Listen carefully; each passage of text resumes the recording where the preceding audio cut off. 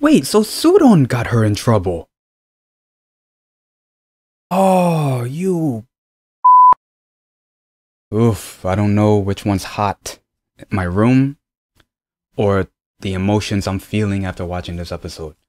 I have been pulling on my collar since I started watching this episode. I know it's loose, but bear with me at this point.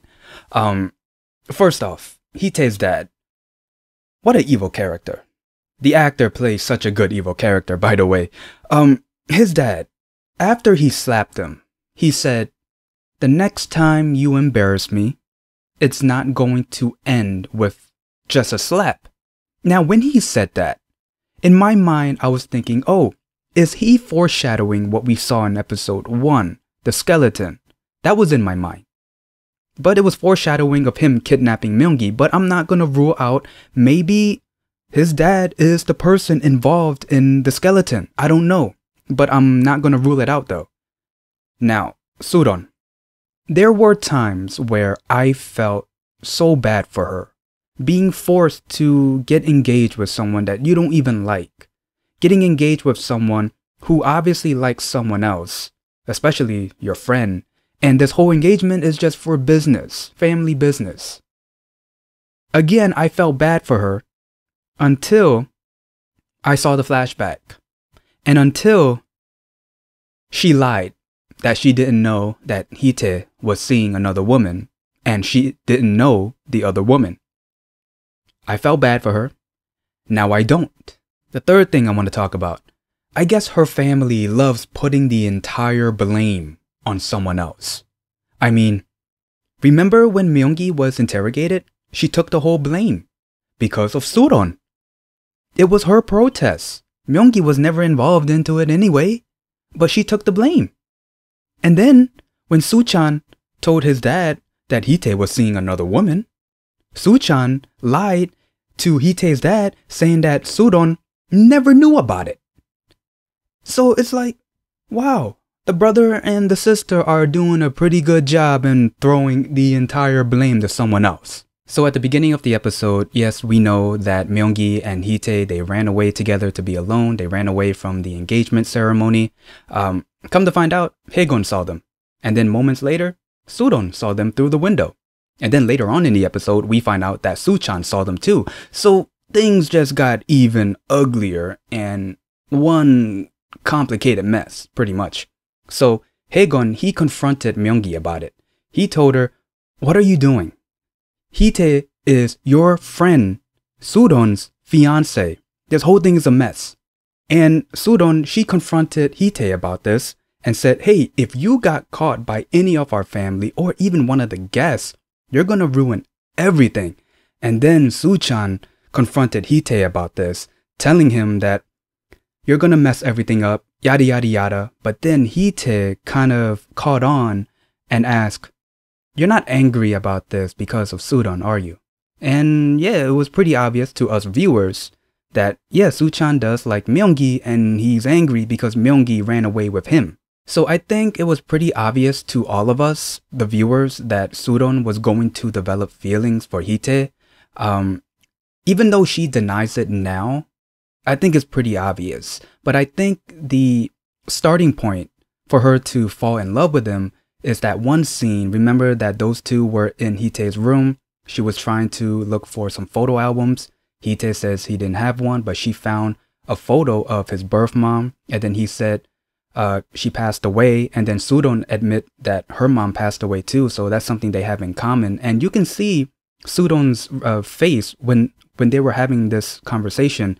So in my opinion, I think that's the starting point where she will develop feelings for him. And then Soo Chan confronted Myeong Hee and he basically tells her, "You're involved with Hee-tae. I don't want you to.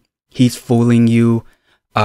Things are just going to be messed up and all of that." And Myeong Hee, she answers his question with, "Well, this is the choice that I've made. I've lost everything because I put everyone before me. Now, this time is my choice. And whatever comes my way after I've made my choice, I'm going to deal with it." And coming from episode 5, where we did find out that she always said yes to everything, always putting other people before her. Now this time, she's putting herself before anyone. That's basically the first time she's done that since her dad told her to always say yes to everything. So, hey, I give her props for that. Then after that, we get a scene between Soo-Ryeon and Myeong Hee. This is where Soo-Ryeon becomes a dislikable character. Now we know her true colors, I should say. So Soo-Ryeon, she was angry at Myeong Hee for making her look like a fool because she made it too obvious to Haegon and her brother Soo Chan for running away with Hee Tae, and she kept blaming her about it. But then come to find out, Myeong Hee, she said, so when I leave, are things going to get better?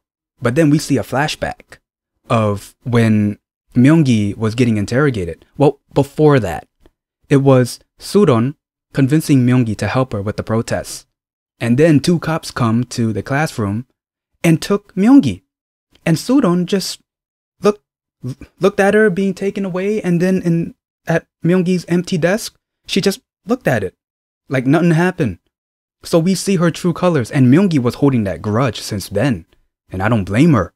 So Soo-Ryeon, yeah, I don't feel bad for her.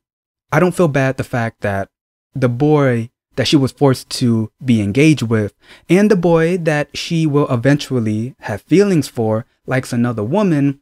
Again, I don't feel bad for her. And then we get somewhat towards the ending of this episode. So Soo Chan told his dad that Hee Tae was seeing another woman. Now back at the house, Soo Chan is there. His dad is there. Hee Tae's dad is there. Soo-Ryeon comes home, sees all 3 of them at the table. And Hee Tae's dad, he asks, so you're telling me that Soo-Ryeon didn't know about the relationship that Hee Tae has with this other woman? But then Soo Chan came in and just lied and said, why would she be engaged to someone if she knew about it? So there's the first strike right there. And then Hee Tae's dad looked at Soo-Ryeon and asked her 2 questions. Did you know about it? And do you know the other woman?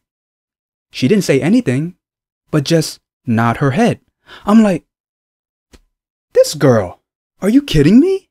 And then right after that scene, well, right after Hee Tae and Myeong Hee, you know, they talk, they kiss, which was lovely.